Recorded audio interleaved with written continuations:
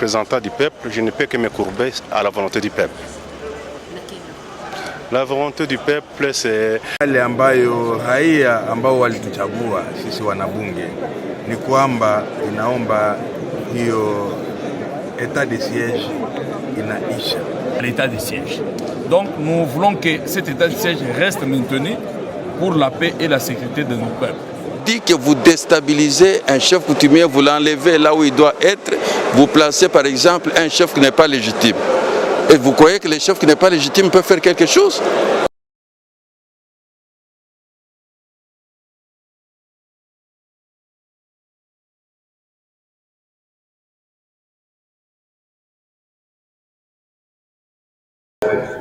En vertu des obligations constitutionnelles et conformément aux dispositions des articles 69, 85, 144 et 145 de la Constitution, de proclamer l'état de siège dans les provinces de l'Ituri et du Nord Kivu par l'ordonnance numéro 21/015 du 3 mai 2021.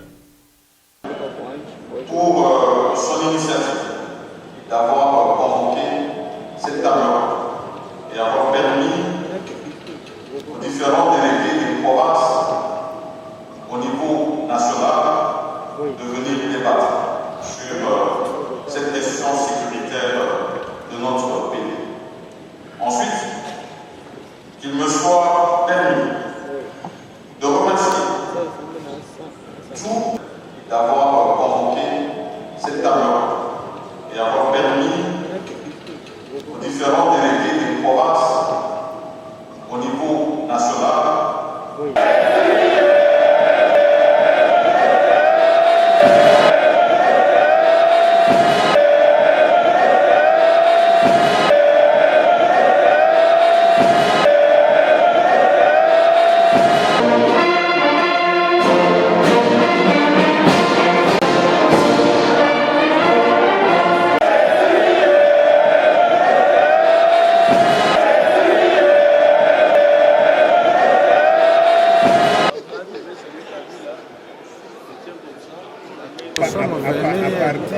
Ce n'est pas l'évaluation de l'état de siège, c'est une table ronde en rapport avec l'état de siège, c'est-à-dire le message que nous avons amené ici, c'est le message de la population de l'Ituri, parce que je suis élu de l'Ituri. Le message est que la population a constaté avant l'état de siège, il y avait bien sûr des désordres. Mais pendant l'état de siège, les désordres se sont multipliés. Il y a eu une multiplication des groupes armés. Il y a eu encore beaucoup de tirs pendant l'état de siège qu'avant l'état de siège. C'est comme ça que tout le monde croyait qu'en instaurant l'état de siège, la paix allait revenir automatiquement, ou soit dans un bref délai. Mais maintenant, là, on constate que la paix ne revient pas et que les désordres continuent à se perpétrer. Et il y a encore augmentation du nombre de groupes armés. C'est pour cette raison-là que la population charge de dire aux autorités qui doivent prendre la décision de lever tout simplement l'état de siège pour que l'administration revienne au civil, donc le retour à l'ordre constitutionnel. Comme vous avez dit, la population veut la levée de l'état de siège et à la place, vous proposez quoi à la place de l'état de siège? À la place de l'état de siège, c'est-à-dire comme le cas de l'Ituri, il y avait un gouvernement provincial. Ce gouvernement provincial-là avait été démis de ses fonctions par l'Assemblée provinciale avec une motion de confiance. Donc la Constitution prévoit que le gouvernement tombe, c'est le vice-gouverneur qui assume les terrains avec les ministres qui sont là-bas. Soit si le vice-gouverneur n'est pas APC, c'est le ministre de PCA qui prend la pouvoir. Il expédie les affaires courantes jusqu'à à l'organisation des élections du gouverneur et du vice-gouverneur. c'est ce que nous voulons que se rétablir. Bon, asante sana kwa maulizo yako. Mawazo yetu atake bailisi kwa mawazo ya population yetu Banyamba na wao wa population wanatuambia mkaenda kuingia kwa ile table ronde. Susi hapo ya kwanza eko mulombe batoshe ile table ronde barudisha administration kumkono ya civil. C'est-à-dire le gouverneur a kuwa civil na baadre yake na baministre bamilitaire basolda bafanye kazi yabo yenye constitution inabaletea kudefendre nchi na population yote.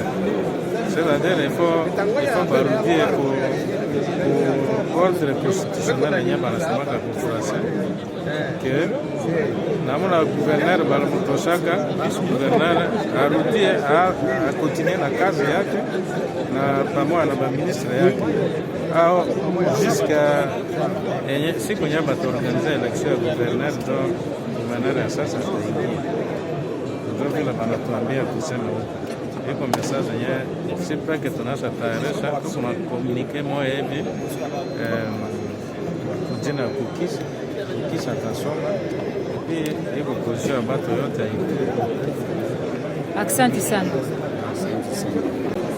Oui, d'abord, ce n'est pas une table ronde pour l'évaluation de l'état des sièges, mais ce sont des travaux qui vont nous permettre de savoir l'avenir de l'état des sièges. Parce que ici, nous allons discuter sur trois probabilités. D'abord, il sera question de la levée de l'état des sièges, soit du maintien de l'état des sièges. Troisième probabilité, c'est la réqualification de l'état des sièges. Donc, on s'attend à ces trois probabilités. Mais la position de la population, c'est ce que nous, élus du peuple, nous soutenons. La position de la population, c'est la levée pure et simple de l'état des sièges. Peut-être on peut discuter sur les mesures après l'état des sièges. Quelles seront les autorités de l'état des sièges? Les autorités militaires, est-ce qu'il faut les remplacer par les autorités civiles? Donc, c'est toujours pareil. Et c'est ce qui est inévitable. Nous pensons que après l'état des sièges, quand il y aura levé, ce sont les autorités civiles qui vont administrer les deux provinces. Honorable, la guerre continue. Il y a certains territoires de la République qui sont toujours pris en otage par les agresseurs, les rebelles de M23. Alors, à la place de l'état de siège, qu'est-ce que vous envisagez si on levait? Oui, on envisage le renforcement de l'armée. Vous savez qu'on donne en même temps à l'armée l'administration, en même temps les opérations. L'armée a tendance d'oublier les opérations et se focaliser sur l'administration. C'est pour cette raison que nous, au Nord Kivu, nous les élus, moi parce que je suis élu du territoire de Lubero, nous pensons que si on pouvait lever l'état de siège, on décharge les militaires de l'administration et on renforce les opérations. Donc c'est ça notre point de vue. Esembe kuexplique mbele raia njo ashishiki hata nini mnatafuta kufanya? Ile tunataka kufanya hapo Kinshasa ndani ya hii kikao kiitwacho table ronde ni mambo matatu. Tutazungumzia juu ya kumaliza etat de siège ama juu ya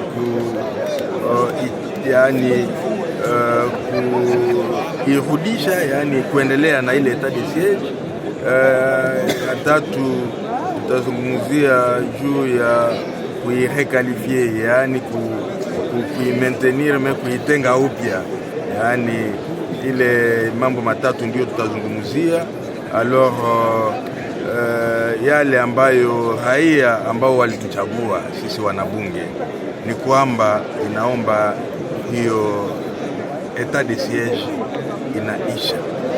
inaisha, warudishie utawala wa administration, yaani wa province, wairudishie wa raia na waache maaskari wapigane vita. Asa vita ayaisha kwetu ku DRC ya kaskazini.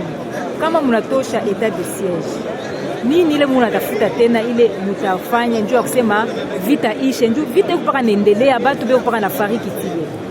Unajua etat de siege inapatia utawala wa province, yani administration ya province, inaipatia maaskari na pia wale maaskari ndio wanahusika na vita. Yaani inawezekana hao maaskari ambao wanahusika na vita wasahau kuhusika na vita, wategemee hiyo utawala wa province. Ndio maana sisi tunasema inaomba tunapumzikisha hao maaskari ili wajikonsantre, yani wapiganishe sana hiyo ukosefu wa usalama, yani wagomboe nchi yetu ambayo imevamiwa na magaidi.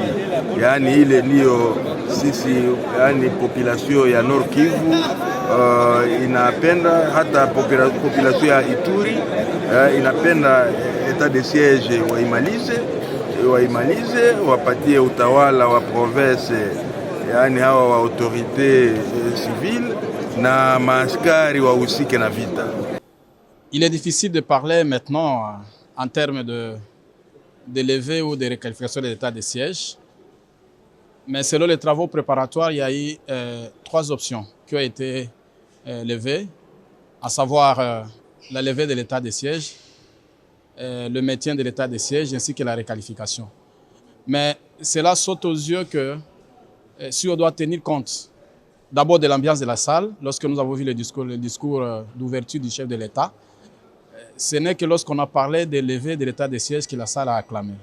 Et donc, ça semble être une option unanime, déjà levée par la majorité des participants.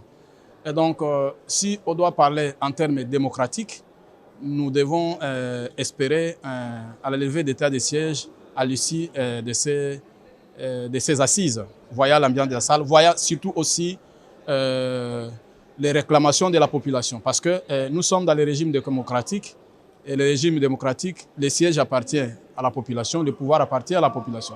Et donc, je peux dire que les propriétaires de sièges réclament la levée de l'état de siège. Et donc, je crois que nous allons partir dans ce sens-là, mais encore que c'est une décision qui a été prise par le président de la République, et donc la dernière décision ne va revenir qu'à lui en tant que le chef suprême de toutes choses en République. Ma conception personnelle, oui. En fait, il faut d'abord reconnaître que l'état de siège est une mesure constitutionnelle. Mais c'est une mesure constitutionnelle qui est réglementée et qui est saucissonnée dans le temps. Et donc, le constituant a institué que l'état de siège doit être renouvelé chaque 15 jours. Et donc, c'est une mesure qui doit être limitée dans le temps. Et là, nous sommes aujourd'hui à 2 ans, depuis que l'état de siège a été institué en mai 2021. Et donc, par rapport au temps, il n'est que normal qu'on puisse lever l'état de siège. C'est normal. Mais aussi par rapport aux résultats. La décision a été courageuse. Le chef de l'État voulait mettre fin à l'activisme des groupes armés. Mais est-il que le résultat escompté n'est pas ce qu'on attendait. Donc, le changement n'est pas du tout radical sur le plan de la restauration de l'autorité de l'État et l'éducation de groupes armés. Et donc, à ce sens-là, il n'est que normal que la population et nous, les élus, nous puissions réclamer la fin de l'état de siège pour penser à autre chose, rendre les choses sur le régime normal où les opérations vont continuer, où le programme PDDRC va faire son travail. Et nous pensons qu'on peut faire aussi quelque chose en dehors de l'état de siège. À moi de vous remercier. Dire ici, tout d'abord, c'est féliciter le chef de l'État pour avoir tenu à sa promesse. Comme vous le savez, le chef de l'État avait promis qu'à la suite du rapport d'évaluation de l'état de siège au Nord Kivu Ituri, il avait promis de convoquer la table ronde. Et le chef de l'État a réalisé sa mission en convoquant toutes les couches sociales de la province d'Ituri et du Nord Kivu, mais aussi d'autres provinces, afin d'examiner ensemble les problématiques de l'insécurité du Nord Kivu et aussi évaluer l'état des sièges objectivement. Ce qui fait par les 3 commissions, et les 3 commissions, comme vous le savez, ont présenté leur rapport auprès du Premier ministre. Le Premier ministre, qui vient représenter le chef de l'État, il vient de promettre de transmettre fidèlement ce rapport au président de la République qui a le dernier mot. Donc c'est au président de la République qui a l'impérium de décider sur l'état des sièges et en faveur de la population merci du Nord Kivu et de l'Ituri. Il y avait 3 commissions. Alors vous appartenez à quelle commission? Moi j'appartenais à toutes les commissions parce que moi j'ai participé aux travaux préparatoires de la dite conférence. C'est-à-dire j'ai maîtrisé bien toutes les louanges qu'il y a eu dans les 3 commissions, étant donné que j'ai participé à la préparation de la dite table ronde. Vous êtes président de l'Assemblée provinciale, vous avez un mot à dire selon votre volonté. Vous voulez que l'état de siège continue ou ça s'arrête ou on peut faire la qualification? En tant que représentant du peuple, je ne peux que me courber à la volonté du peuple. La volonté du peuple, c'est demande à la levée de l'état de siège. C'est ça la volonté du peuple. C'est ça. On ne peut pas aller à l'encontre de ses électeurs ou ses patrons. Merci beaucoup. Ouais. Résumé en Swahili, un message. Oui, kwa Swahili ni kusema tunampigia aksanti rais wetu Felix Antoine Tshisekedi Tshilombo kwa kuwa aliweza kukamilisha ile aliahidi kwa kukonvoke conference sur la table ronde juu ya etat de siège. Ile ameifanya na watu wote wameshiriki, ni kusema yaani wanabunge kwa niveau national, pia wanabunge kwa niveau provincial, société civile na hata watu wote ambao wanahusika. Na leo wamezungumza na wamefanya ripoti na ripoti imepelekwa kwake ili aweze kukamata mpango kwa sababu yeye ndio ana neno la mwisho.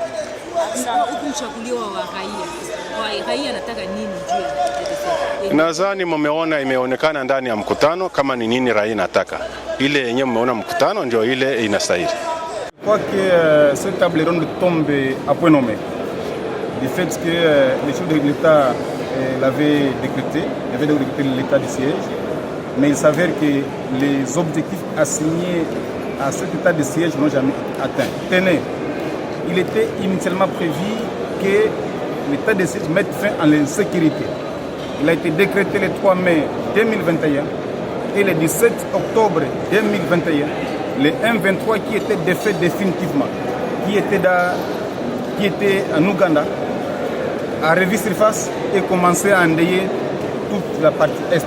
Et aujourd'hui, le M23 a réoccupé Rutshuru et Masisi, alors que depuis 2013, le M23 avait été défait. L'état de siège avait été décrété quand il y avait la menace des ADF, et c'était initialement pour restaurer l'autorité de l'État juste partie du territoire. Mais aujourd'hui, l'état de siège a prouvé son incapacité, n'est-ce pas, de mettre fin à l'insécurité.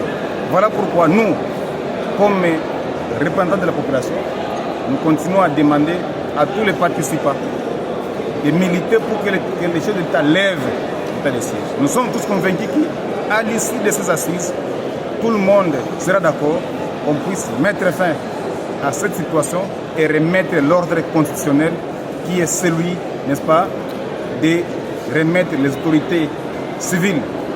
Les autorités militaires n'ont pas été faites pour gérer l'administration. Ils ont été faites pour gérer la guerre. Qu'on leur laisse la guerre et qu'on laisse les aspects politiques et administratifs aux politiques. Je répète, qu'on remette les autorités civiles qui ont l'apanage de gérer l'administration et la politique.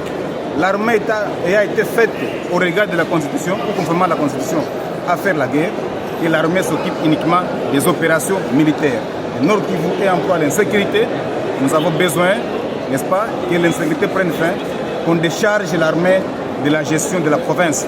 Tous les aspects économiques de la province n'ont pas marché. Les routes n'ont pas été réouvertes aujourd'hui à Goma. Goma est devenu impraticable. L'insécurité bat son plein partout. Et donc, nous estimons qu'il est donc opportun, l'état de siège étant une mesure exceptionnelle et de courte durée, a montré ses limites et on doit lever cet état de siège. À la place de l'état de siège, qu'est-ce que vous envisagez? C'est très simple.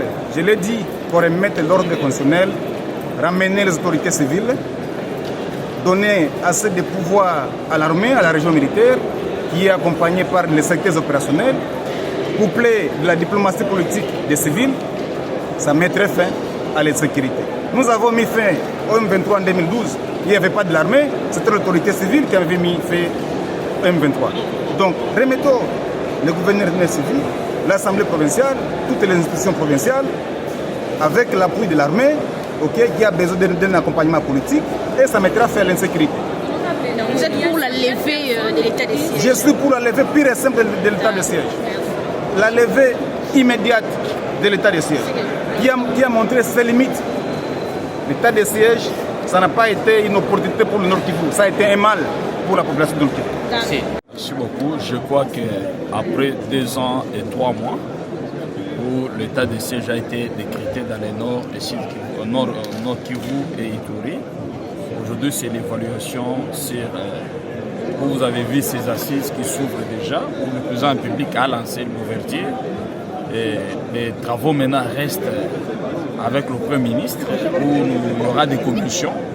C'est sur base des commissions là où il y aura les grandes lignes, afin de les soumettre encore à la plénière. Mais jusqu'à présent, ce qu'on peut retenir est que l'état de siège a facilité l'identification correcte de certaines autorités ou certains officiels, de certains groupes armés, et aussi l'identification correcte de l'Ouganda et du Rwanda par leur biais du M23 qui sont en train de massacrer nos populations.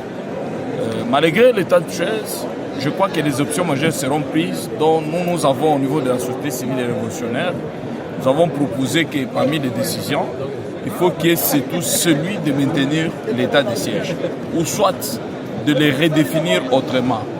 Parce que nous sommes vers l'année électorale. Nous sommes dans une année électorale, mais les élections bien sûr, mais la sécurité n'a pas de prix. Parce que la première chose qu'il faut privilégier, c'est la sécurité. Bon, si on laisse l'Ituri et le Nord Kivu sous l'insécurité généralisée, ce serait un danger. Et en plus, qui est maintenant les mécanismes de renforcement ou d'accompagnement à l'état de siège. C'est-à-dire associer la société civile, associer les notables locaux, associer aussi toutes les couches de la population à l'état de siège. Donc nous voulons que cet état de siège reste maintenu pour la paix et la sécurité de nos peuples. Et à l'entretemps, favoriser aussi la récupération de quelques territoires et villages sous l'occupation du 1-23.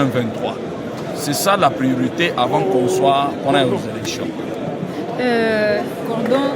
L'état de siège a montré ses limites parce que jusqu'aujourd'hui, on continue toujours à massacrer la population de l'Est de la République démocratique du Congo. Et c'est pendant l'état de siège que le M23 a occupé plusieurs territoires. Pourquoi vous voulez continuer avec cette option? Bon, nous avons dit que si peut-être les 2 provinces ont été gérées par le militaire et qu'on les reconfie pas à la main encore des civils, je ne trouve pas qu'il y aura encore changement. Comme là, ça a été décrété et aujourd'hui nous faisons l'évaluation, c'est dire que cette table ronde va favoriser premièrement la redéfinition de cet état de siège, mais qui est l'accompagnement de toutes les couches de nos populations, principalement la société civile. Et deuxièmement, quand on dit société civile, il y a les organisations de société civile, il y a les chefs traditionnels, il y a les serviteurs de Dieu ou les églises, il y a aussi les syndicalistes et consorts, et à l'entretemps, c'est-à-dire la participation de tout un chacun, et que chacun joue son rôle pour la paix de ces 2 provinces. Voilà, c'est dire que l'état de siège n'a pas échoué, parce que grâce à l'état de siège, nous avons eu à identifier d'abord les meneurs de troubles.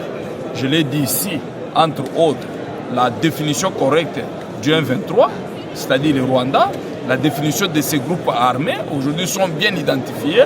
C'est quelque chose dont il faut saluer. Il faut encourager même le gouvernement dans cette logique et aussi les gouverneurs militaires qui sont en train d'administrer ces provinces. Nous nous trouvons à 3 mois des élections. Il n'y a pas moyen d'enlever l'état de siège. Il y a tout simplement moyen d'impliquer chaque Congolais vivant dans cet état, dans cette partie de la République, à l'implication de l'état de siège. C'est-à-dire la participation de tous à l'état de siège est très pertinente. Hein? Voilà ce que nous pouvons voir. Parce que si on lève ça, je ne trouve pas qu'il y aura le bien fondé pour la paix. La paix n'a pas de prix. Comme le président public Félix Antoine Tshisekedi a une bonne foi, qu'on a consenti de décréter cet état de siège, on doit encourager et nous devons avancer par cet état de cause, parce que c'est la Constitution qui déclare. Merci beaucoup. Merci, c'est moi qui vous remercie. Les motivations, on m'appelle Sa Majesté Kibonge Chema, je suis grand chef coutumier du Grand Kassai. Je suis président du forum d'initiative pour les communautés locales. Notre association milite effectivement pour la paix parce que s'il n'y a pas de paix, il n'y a pas de développement. Vous voyez, notre association réunit tous les chefs coutumiers de la République démocratique du Congo, ainsi que tous celui qui appartient à une communauté locale. Il se fait qu'actuellement, et même depuis très longtemps, il y a la guerre à l'Est. Cette guerre qui a commencé depuis très longtemps. Alors si vous demandez la motivation c'est ma qualité en tant que d'abord grand chef, Sa Majesté Kibonge Chema, et ensuite en tant que président du forum d'initiative pour les communautés locales, parce que c'est nous les chefs coutumiers qui sommes en train de souffrir là-bas. On nous tue. Les communautés locales n'ont pas l'occasion même d'aller cultiver. C'est ça. Si vous demandez la motivation, c'est ça. Alors, je ne sais pas si vous pouvez demander encore autre chose. Non, parmi les 3 commissions, en tant que chef coutumier, oui. Vous tenez quelle commission? Non, les chefs coutumiers n'est pas pour soit la levée, soit le maintien, soit la réqualification. Pour les chefs coutumiers, c'est la paix. Lever, maintien et tout ça, en tout cas pour moi, je dis ça, c'est pour les politiciens. Nous, chefs coutumiers, nous, communautés locales, c'est la paix. Nous attendons que le chef de l'État puisse faire quelque chose pour qu'il y ait la paix, en fonction de ce qu'il lui-même avait décidé. Vous vous souvenez que le chef de l'État, quand il était parti à Bukavu, c'était en 2019, il avait fait une déclaration hautement mystique. Il avait dit, pour la paix, j'accepte de mourir. Et vous voyez que quelqu'un qui a fait une telle déclaration qui est hautement mystique, et il ne peut pas blaguer. C'est ainsi que vous voyez le chef de l'État il est au four au moulin, sur le plan international, il est ici, il est là-bas, ainsi de suite, chaque fois il intervient. Maintenant, à l'interne, il s'est dit, bon, puisque les gens sont en train de réclamer la levée de l'état de siège, il dit non, moi je ne peux pas, je suis démocrate. Ce que je dois faire, je dois convoquer la table ronde. Il faudrait que les gens puissent décider. Vous voyez, alors il y a eu des éléments que nous avons mis à la disposition du chef de l'État, c'est-à-dire que c'est le Premier ministre, sur instruction du chef de l'État, qui avait convoqué la table ronde, et puis on a remis les éléments, nous avons présenté au Premier ministre, et le Premier ministre va transmettre tous ces éléments au Président de la République. C'est lui maintenant qui va prendre la décision tout à fait définitive. Donc c'est lui qui va décider en fonction de la situation qui se présente sur le terrain. Parce que si maintenant sur le terrain, la situation est catastrophique, vous croyez que le chef de l'État va lever l'état de siège? Non. Ça, je vous dis non.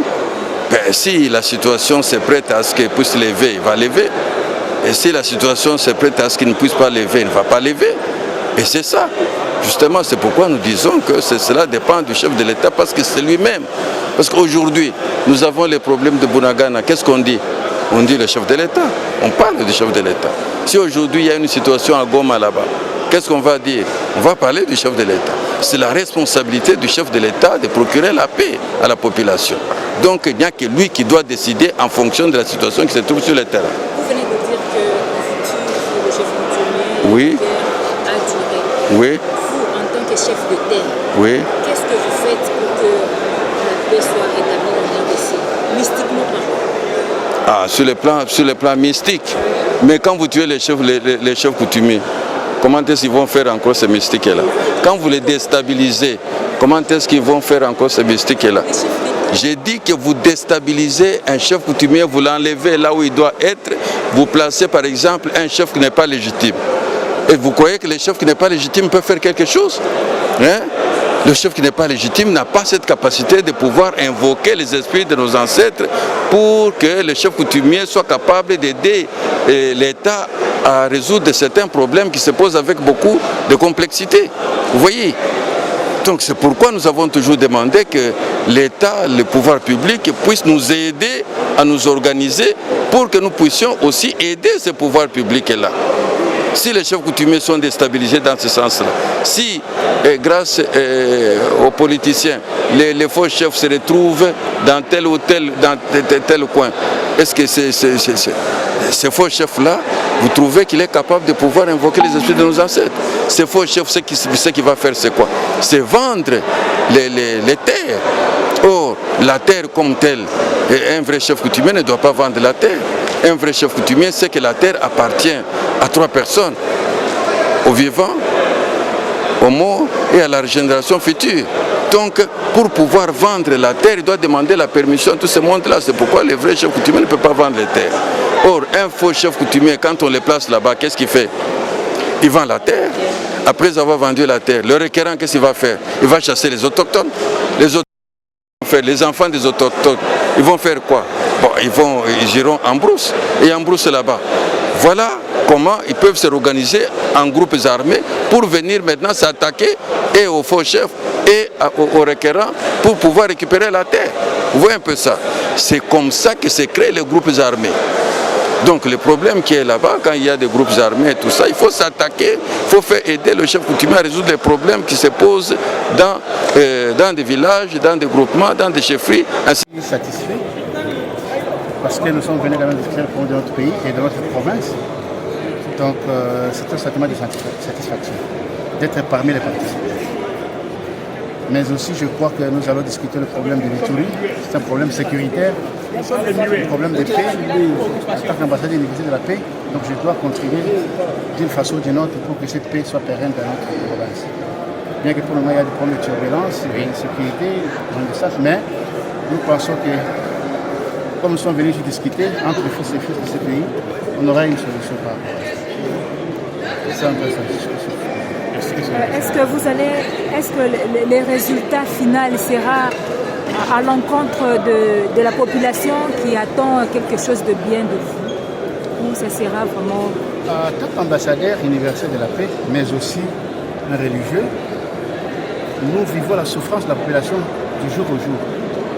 Et la population voulait que cette guerre cesse, cette tuerie cesse. On ne peut que demander qu'il y ait au moins une décision qui va faire cesser la guerre chez nous.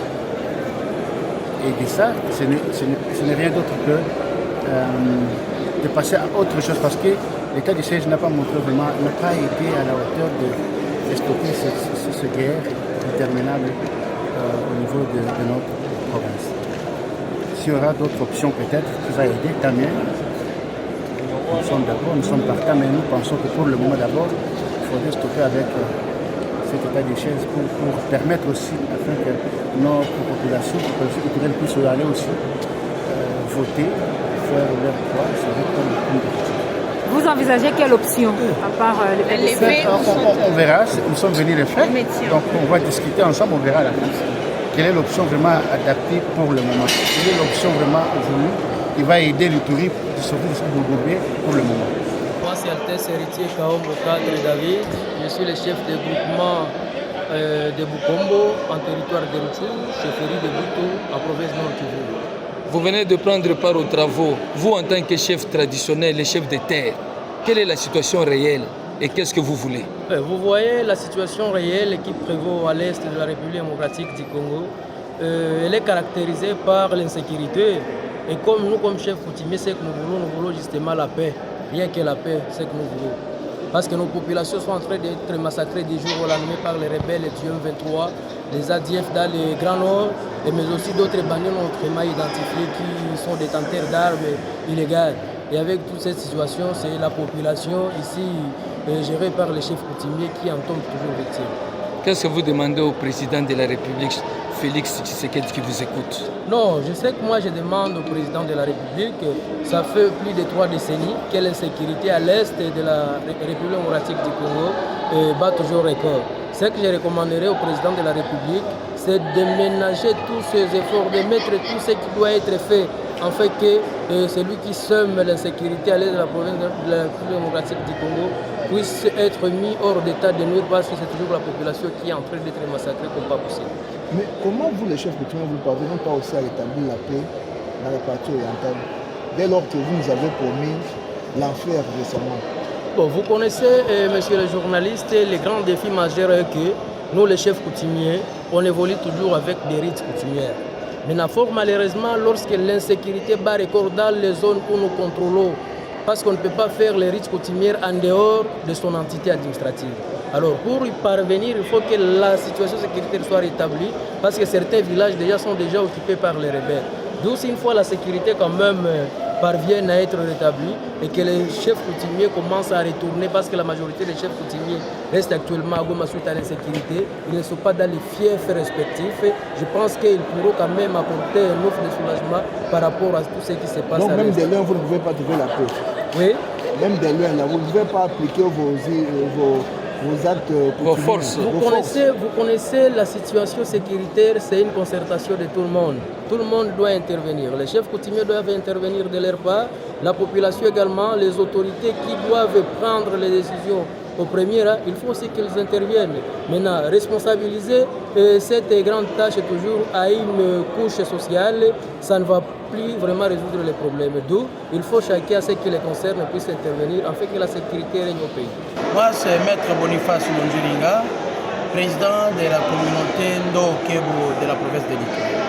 Nous venons effectivement de clôturer aujourd'hui la table ronde sur l'état de siège qui a été décrété il y a cela 2 ans et 3 mois, avec plusieurs prorogations qui dépassent même ces 4 fois de prorogation.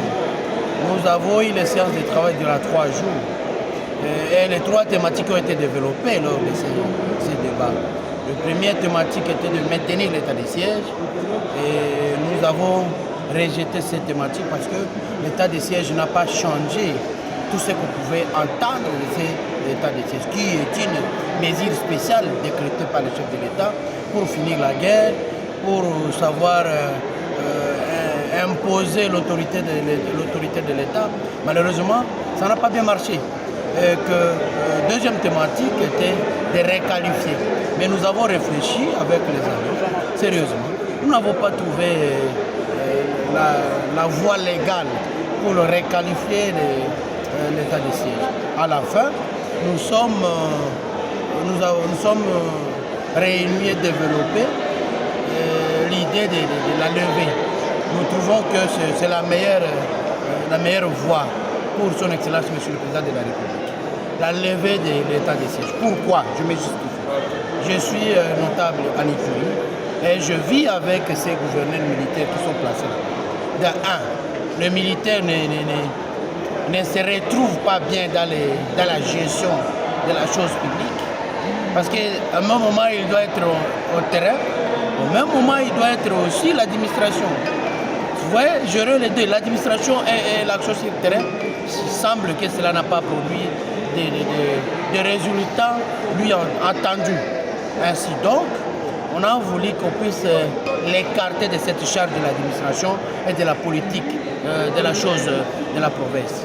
Et dès lors qu'on va lui décharger cette charge, nous, la population, à notre tour, parce qu'il y a en Ituri des problèmes de guerre asymétrique, où il y a la population, la milice, cela doit être géré par les communautés. Nous devrons nous investir et aider le président de la République pour remettre la paix à ces niveaux-là. Parce que, d'abord, avec cette fonction régalienne de l'État congolais, la FARDC doit faire l'armée, doit imposer la paix, mais en collaboration avec les communautés. Et cela va faire que les choses vont marcher. On décharge la FARDC de cette fonction de l'administration, la politique de la gestion de l'affaire de la province. Voilà notre option. De deux, nous passons à ce que, même à Nord Kivu, on doit maintenir la même proposition de la levée de l'état de siège parce que, ouais, à la fin, les gens ont commencé à commercialiser le militaire, à commercialiser l'action de guerre. Vous allez trouver qu'il y a plusieurs officiers qui sont à détention, qui commencent à vendre leurs secrets militaires. Pour ça, il faudrait qu'on les décourage. Et plus que cela, la population aussi est fatiguée avec cette pression que met la militaire. Le militaire vient demander l'argent, les taxes avec des fusils. Voilà, le parquet ne se retrouve pas dans son droit commun. C'est presque tout qui doit être conduit par un militaire. Voilà ce qui déstabilise la province. Voulez-vous dire que tout ce que le gouvernement militaire de l'État présente à la télé comme action, c'est une action? Moi, je ne voudrais pas entrer dans le fond des choses pour personnaliser son Excellence, Monsieur le gouverneur, mon général Luboya. Il a fait sa part de responsabilité. Il a géré la province à son niveau. Et comme l'état de siège lui a donné ce prérogative, il a été dans d'autres choses à des limites. Mais il a aussi, dans d'autres choses, fait des progrès. Mais pour l'objectif de l'état de siège, il n'a pas atteint cet objectif-là. Ainsi donc, on ne peut pas cracher sur lui. C'est un militaire qui a fait de sa part. Mais nous avons dit, il a fait 2 ans de l'état de siège, c'est trop. Il pouvait déjà changer si c'est changé. Il a fait de son mien, il a travaillé. Mais il n'a pas fait assez. Donc l'État, n'est pas lui comme personne, mais l'État de siège n'a pas résolu le problème. Nous voudrons, comme la fois passée, à 2002, c'était toujours les civils qui avaient concilié cette province. Merci beaucoup. Nous voudrions que cette fois-ci, nous puissions concilier la province et prouver aux yeux du monde que nous sommes capables de le faire. C'est ce que nous voulons. Ainsi, nous allons aider les chefs de l'État, le président de la République. Pour nous, ça a été une grande joie d'avoir participé activement aux assises qui pourraient décider, donner des propositions par rapport à la levée au maintien ou même à la réqualification de l'état de siège à Ituri comme en Nord Kivu. À mon sens, je trouve que le chef de l'État, dans son pouvoir discrétionnel, tellement il a aussi la matière, comme il y a belle lurette, des assises préparatoires par rapport à cette table ronde qui vient de voir sa clôture bien évidemment dans quelques heures avant. Pendant ces assises préparatoires que nous avons vécues un moment, il y a moins de temps, 1 mois, 2 mois avant, au moins on a fait rapport au chef de l'État et à sa portée et il sait avoir eu des éléments. Et même si aujourd'hui il a appelé l'opinion nationale, bien évidemment multiplier beaucoup plus ou une opinion qui était bien évidemment dominée par les gens qui sont nombreux venus du Nord Kivu et c'est de l'Ituri. Je me dis qu'il a voulu écouter la masse. Il a voulu écouter la population à travers les élus ou les leaders des communautés.